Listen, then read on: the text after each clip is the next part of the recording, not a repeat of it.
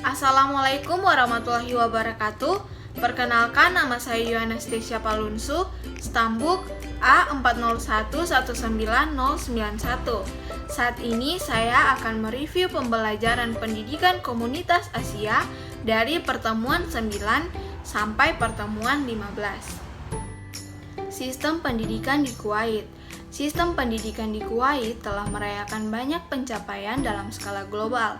Pada tahun yang berakhir 2006, 13% dari semua pengeluaran publik diberikan untuk pendidikan, sebanding dengan banyak negara OECD.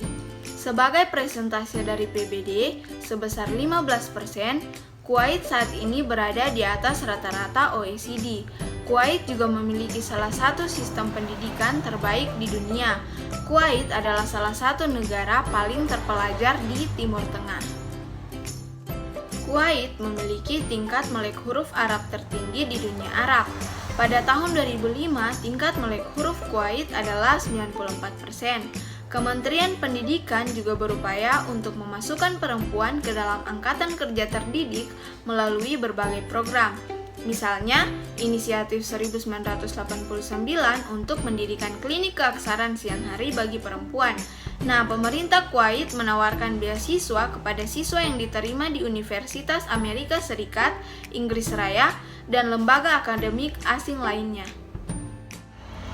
Sistem pendidikan di kawasan Asia Selatan, contohnya India. Nah, sistem pendidikan India saat ini terutama terdiri dari pendidikan dasar, pendidikan menengah atas, dan pendidikan tinggi. Pendidikan dasar terdiri dari 8 tahun pendidikan. Nah, pendidikan menengah berlangsung selama 4 tahun, dan pendidikan menengah atas adalah pendidikan tambahan 2 tahun. India mewarisi sistem pendidikannya dari Inggris. Namun, karena peran dan tempat India di dunia telah berkembang dan tumbuh seiring waktu, maka sistem pendidikan juga berubah. Gelar sarjana membutuhkan waktu antara 3 dan 5 tahun, tergantung pada subjek dan waktu yang dihabiskan untuk belajar dalam pertukaran. Nah, gelar master juga disebut sebagai gelar profesional di India. Biasanya membutuhkan waktu 1 tahun atau 2 tahun jika di bidang medis.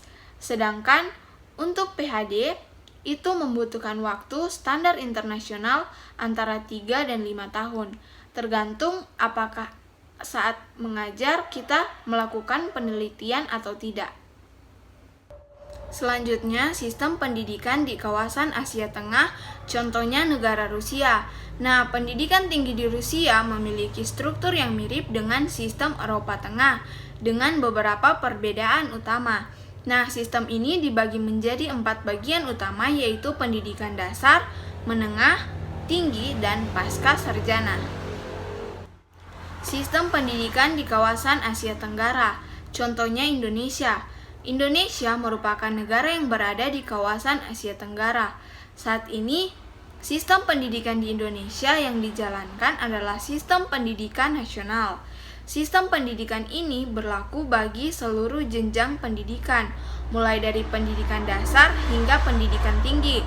Jika sebelumnya wajib belajar bagi masyarakat Indonesia ditetapkan selama 9 tahun, meliputi 6 tahun untuk sekolah dasar dan 3 tahun untuk sekolah menengah, namun kini telah ditingkatkan hingga 12 tahun yang meliputi 6 tahun untuk pendidikan dasar, 3 tahun untuk pendidikan menengah pertama, dan 3 tahun untuk pendidikan menengah atas. Sistem pendidikan di kawasan Asia Timur, contohnya Korea Selatan. Nah, Korea Selatan termasuk salah satu negara dengan sistem pendidikan terbaik di dunia. Sistem pendidikan yang diterapkan di Korea Selatan yaitu 6 tahun sekolah dasar, 3 tahun sekolah menengah pertama, 3 tahun sekolah menengah atas, dan 4 tahun universitas untuk S1. Pada umumnya terdiri dari 6-3-3-4 dan 2 tahun untuk S2. Pendidikan sebagai jalan menuju kemajuan Asia atau negara-negara di kawasan Asia yang maju karena pendidikan. Nah, kualitas sistem pendidikan di Jepang memang sudah tidak diragukan lagi. Salah satu hal yang berperan penting dalam membentuk sumber daya manusia yang super canggih adalah sistem kurikulum di Jepang. Nah, walaupun Jepang sering melakukan perubahan kurikulum, namun perubahan tersebut tentu berdampak pada permintaan kualifikasi dan kompetensi yang semakin tinggi. Dengan melakukan perubahan kurikulum tersebut, maka Jepang mendapatkan kemajuan dari berbagai aspek seperti teknologi, sains, dan ekonomi. Seperti yang telah kita ketahui bahwa kurikulum di Jepang memang kerap mengalami perubahan, tapi loyalitas pengajar serta tingginya sikap kedisiplinan siswa yang membuat Jepang memiliki sistem pendidikan terbaik di dunia. One Asia Foundation. One Asia Foundation adalah sebuah organisasi nirlaba yang didirikan pada 21 Desember 2009.